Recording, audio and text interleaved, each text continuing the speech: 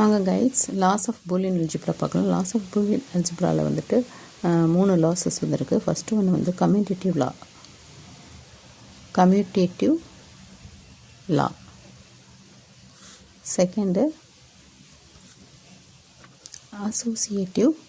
Associative லா,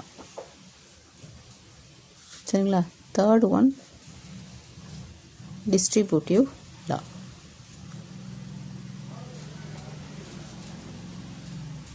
okay guys, first வந்து commutative, associative, distributive. Commutative எப்படி வரும் அப்படின்னு பார்த்தீங்கன்னா, ஃபஸ்ட்டு வந்து கம்யூட்டேட்டிவ் லா, நம்ம அதை பற்றி இப்போ பார்ப்போம். கம்யூட்டேட்டிவ் லா அப்படின்னாக்கா ஃபஸ்ட்டு லாவில் வந்துட்டு A plus B that is equal to B plus A, சரிங்களா? அதே மாதிரி இன்னொன்று A dot B that is equal to B dot A. அதாவது ஏ ப்ளஸ் பினா பி ப்ளஸ் ஏ மாறி வரும், ஆல்டர்னேட்டாக வரும். ஏ ப்ளஸ் பினா B plus A, A plus B equal to B plus A, A dot B equal to B dot A, சரிங்களா? இது வந்து commutative law. Second associative law.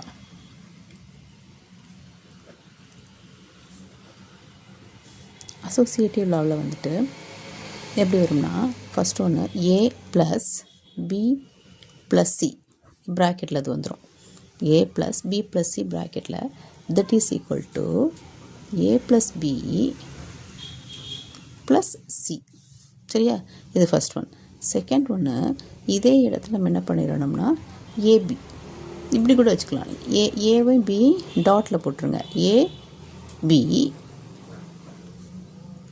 Plus dot C equal to A dot C, A dot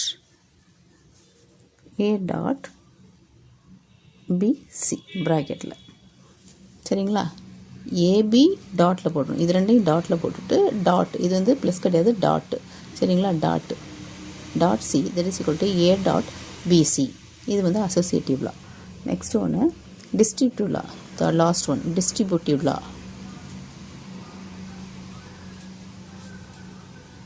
distributive லாவில் எப்படி வரும் அப்படின்னா, A B plus C that is equal to AB AC, AB plus AC.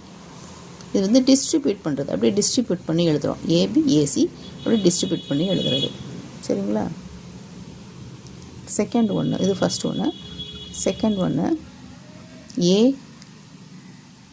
Plus PC